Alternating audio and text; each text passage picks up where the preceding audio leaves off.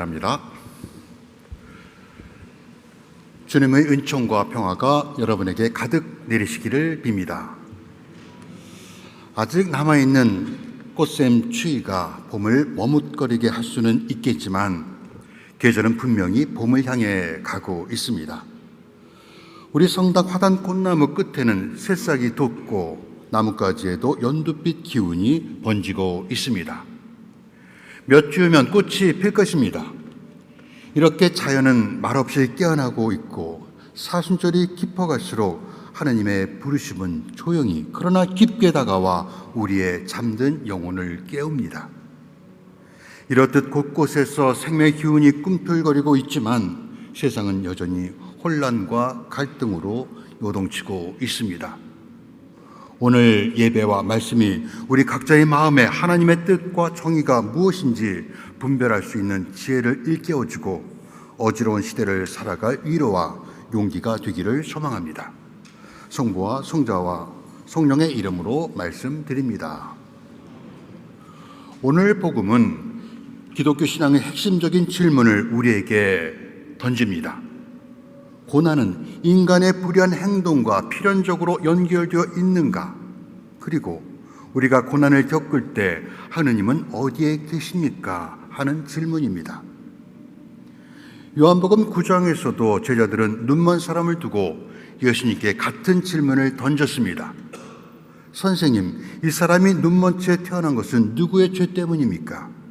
이 사람의 죄 때문입니까? 아니면 그의 부모의 죄 때문입니까? 예수님은 그 자신의 죄도 부모의 죄도 아니다라고 대답하셨습니다. 그 시대 사람처럼 우리도 여전히 질병, 고난, 갑작스런 죽음을 인간의 죄와 직접 연결 지으려고 합니다. 죄가 클수록 더 큰 불행이 따른다는 인식은 오랫동안 사람들 사이에 널려 퍼져 있는 신학적 명제입니다.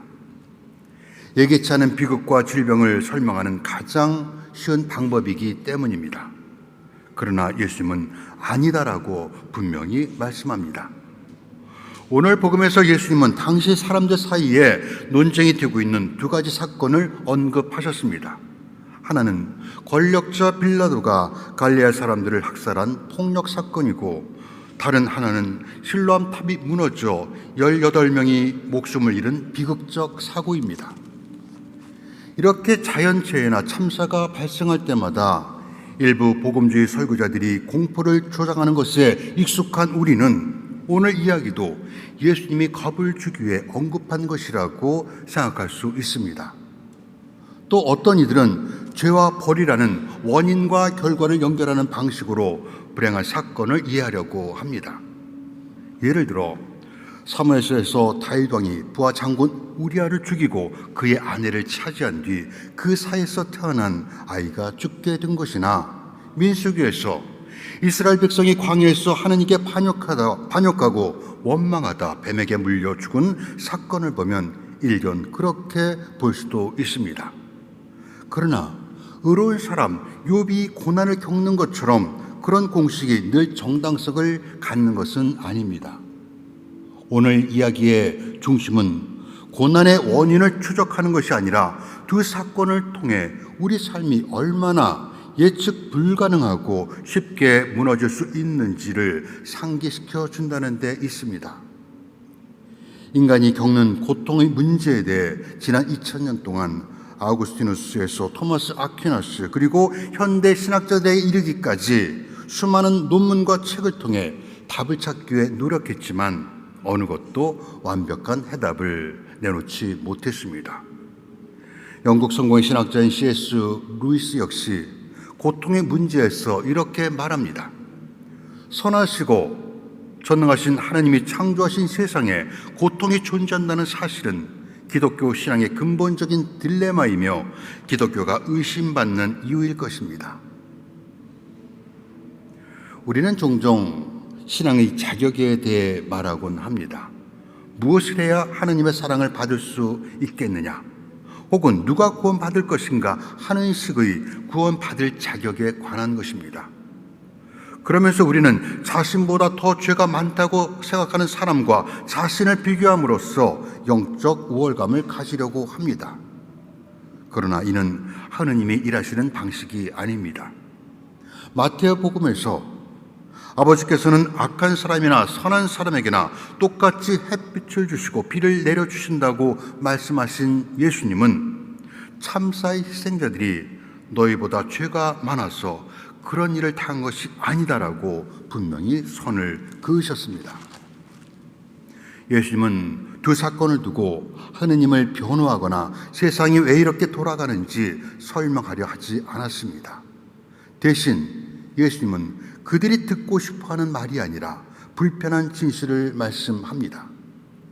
사람들이 예수님께 기대했던 말은 걱정하지 마라, 너는 괜찮을 것이다 하는 말이었을 것입니다. 우리는 하느님을 내 모습 그대로 받아주시는 분이라고 말합니다. 그러나 이 말이 하나님께서는 우리가 원하는 대로 내버려 두신다는 의미로 받아들여서는 안 됩니다. 하나님은 이래도 괜찮고 저래도 괜찮다고 하지 않으셨습니다. 오늘 복음에서 예수님은 단호하게 너희도 회개하지 않으면 모두 그렇게 망할 것이라고 직설적으로 말씀합니다. 예수님께서 말씀하시고 싶은 것은 고통의 원인이 아니라 회개입니다. 회개 요구는 비극적 사건의 희생자든 생존자든 예의를 두지 않습니다. 빌라도에게 죽은 자들이나 무너진 실로암탑에 깔려 죽은 이들이나 모두가 자신이 죽을 시간을 선택할 수 없었습니다. 그런데 사람들은 그들의 죽음을 죄의 결과로 단정하며 자신은 예외일 것이라고 생각합니다. 이는 일종의 사용자 중심의 신앙입니다. 죄가 불행을 초래하는 것이 아니라 원래 삶 자체가 예측할 수 없고 가혹하며 때로는 잔인합니다. 좋은 사람에게도 나쁜 일이 일어납니다. 이것이 우리가 하나님을 필요로 하는 이유입니다. 그러므로 예수님은 우리가 통제할 수 없는 것에 마음을 빼앗기지 말고 바꿀 수 있는 것을 미루지 말라고 촉구합니다. 회개입니다. 예수님은 너희가 회개하지 않으면 모두 그렇게 망할 것이라고 2번이나 말씀합니다. 이 말의 의미를 회개하지 않으면 너희도 비극적으로 삶을 마감한 이들과 같은 방식으로 죽을 것이라는 뜻으로 오해하지는 마십시오. 죄는 죽음보다 오히려 삶과 관련이 있습니다. 죽음은 선택의 여지가 없습니다. 하지만 거기에 이르기까지 우리는 어떻게 살 것인지를 자신의 의지로 선택할 수 있습니다. 우리가 회개하고 변화된 삶으로 나아간다면 우리의 죽음은 영원한 삶과 이어질 것입니다. 반면 회개하지 않으면 영적으로 길을 잃고 소외되고 하느님과 단절된 상태에서 마지막 날에 하느님 앞에 홀로 서야 합니다. 이어지는 이야기는 열매 맺지 않는 무화과 나무의 비유입니다. 이 비유는 임박한 심판을 경고하는 것으로 시작하지만 은혜의 어주로 끝납니다. 땅 주인이 포도원에 무화과 나무 한 그루를 심어 놓았습니다. 3년이 지나 이제 무화과를 수확할 때가 되었습니다. 하지만 그 나무는 열매가 없었습니다. 그러자 주인은 포도원 지기에게 나무를 잘라버리라고 말합니다. 그때 포도원 지기가 주인님, 이 나무를 금년 한 해만 더 그냥 두십시오. 그동안 제가 그 둘레를 파고 거름을 주겠습니다라고 말합니다. 땅과 물이 귀한 이스라엘에서 그것은 낭비입니다.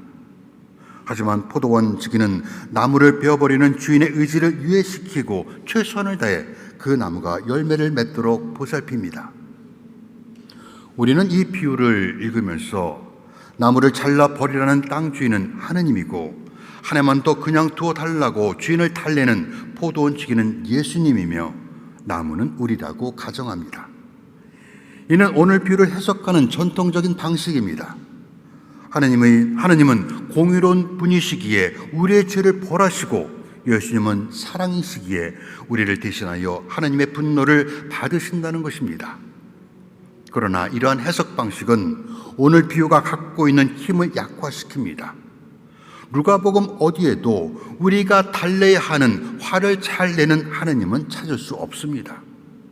오히려 이 비유의 힘은 나무를 도끼로 내려치려는 위기의 순간에 그냥 두라고 두 번째 기회를 제공하는 은혜로운 포도원 지기에게 있습니다. 그리스서 원문에서 그냥 두라는 것은 단순히 유예 기한을 주는 것이 아니라 용서하는 것을 의미합니다. 따라서 포도원 지기가 그냥 두십시오라고 한 말은 열매가 없는 것을 용서해 달라는 것입니다. 용서는 우리가 자격이 있어서가 아니라 하나님이 먼저 우리를 사랑하셨기 때문입니다. 그러니 우리가 고통과 직면했을 때 무엇을 잘못했기에 이런 일을 당했는가라고 묻기보다는 임마누엘 하나님이 우리와 함께 계신다는 것, 하나님께서 우리의 고통이 어떤 것인지 이해하신다는 것, 고통과 불의가 우리 삶의 마지막 말이 아니라는 것, 그리고 마침내 하나님께서 우리를 고통과 죽음에서 구원하실 것이라는 약속을 신뢰하는 것입니다. 다만 여기서 선행되어야 할 것은 회개입니다. 회개가 필요하다는 것을 알면서도 어려운 것은 우리가 잃은 양 한 마리의 비유를 들으면서 나는 길 잃은 양 한 마리가 아니다. 나는 최소한 남아있는 99마리 양의 무리에 속해 있다는 우리의 잘못된 확신 때문입니다. 그런 우리에게 바울로는 오늘 이 독서에서 자기 발로 서 있다고 생각하는 사람은 넘어지지 않도록 조심해야 한다고 경고합니다. 우리의 처지는 오늘 비에서 열매 맺지 않아 베어질 운명에 처한 무화과 나무와 다르지 않습니다. 그런데 우리가 하는 가장 큰 실수는 우리가 무화과 나무를 잘라버리라고 명령하는 주인의 위치에 서 있다고 착각하는 것입니다. 회개는 그와 같은 근거 없는 교만에서 벗어나는 것입니다.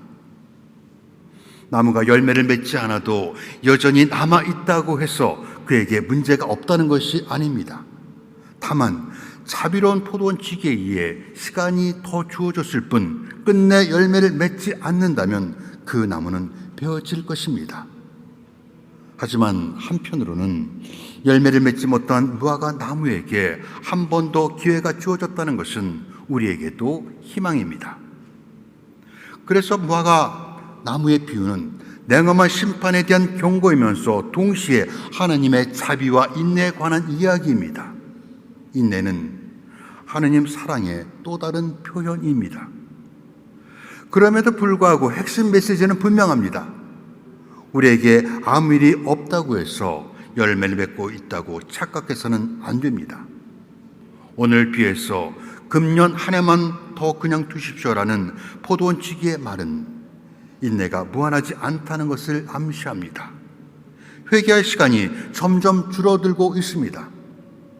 그런데도 사람들은 다른 사람의 잘못을 들춰내는 일에는 집중하면서도 정작 자신의 잘못은 애써 외면하려고 합니다. 창세기에서 아담과 하와가 무화과 나무 잎을 엮어 자신의 몸을 가린 것은 죄로 인한 수치심을 숨기려는 상징적 행동입니다. 우리가 잘못을 하고도 어쩔 수 없었어. 나는 최선은 아니지만 차선을 택한 거라고 말하는 것은 무화과 나뭇잎으로 우리의 죄를 가리는 것에 불과합니다. 우리가 아무리 옳은 척 가장하더라도 하나님 앞에서 결코 우리의 죄를 숨길 수 없습니다. 그러면 회개란 무엇입니까? 일반적으로 회개는 내 탓이요, 내 탓이요, 내 큰 탓이라고 가슴을 치며 자신의 잘못이나 죄에 대해 후회하고 좀 더 도덕적 인간이 되는 것이라고 흔히 생각합니다. 그것이 어느 정도 회개 결과일 수는 있지만 본질은 아닙니다. 회개는 열매의 문제가 아니라 뿌리의 문제입니다. 회개는 일시적인 감정이나 결심이 아니라 예수님이 나의 주님이시라는 근본적인 신앙 고백에서 시작해야 합니다. 이 고백이 중요한 이유는 그것이 모든 죄악의 뿌리인 자기 중심성에서 벗어나 내 삶의 주도권을 하느님께 돌려드리는 신앙의 전환점이기 때문입니다. 그리스 원에서 회개는 후회나 반성을 넘어서 생각의 틀, 세상을 보는 인식, 나를 이해하는 방식이 근본적으로 변화되는 것을 의미합니다. 곧 나 중심의 세계에서 하나님 중심의 세계로 삶 전체를 재조정하는 것입니다. 그렇게 할 때 성서가 말하는 회개, 곧 마음의 변화, 생각의 변화, 습관의 변화가 우리 안에서 시작됩니다. 이렇듯 회개는 두려움이 아닌 희망의 근원이며 그 희망이 생명을 낳습니다. 그 결과로 사랑, 평화, 인내, 친절, 관담이라는 성령의 열매가 우리 삶에서 드러나게 됩니다. 우리의 사순절은 수동적이고 침울하게 가라앉은 분위기가 주도하고 있지만 본래 사순절은 우리 신앙의 성장기이며 뜨거운 열망의 여정입니다. 사순절은 현실에 안주하거나 무감각하게 살아가는 우리의 삶을 흔들어 놓습니다. 무화과 나무의 죄는 나쁜 짓을 한 것이 아니라 아무것도 하지 않았다는 데 있습니다. 자신에게 주어진 생명과 기회의 시간을 헛되이 흘려보낸 것입니다. 사순절은 그 방향을 바꾸는 시간입니다. 하느님을 향해 마음을 여는 시간입니다. 그것이 회개입니다. 계속되는 사순절을 우리 안에 있는 무관심과 안일함, 자기 중심성을 걷어내고 하느님의 시선으로 세상을 보고 하느님의 마음으로 이웃을 품으며 살아가는 변화의 여정이 되기를 소망합니다. 성부와 성자와 성령의 이름으로 말씀드렸습니다.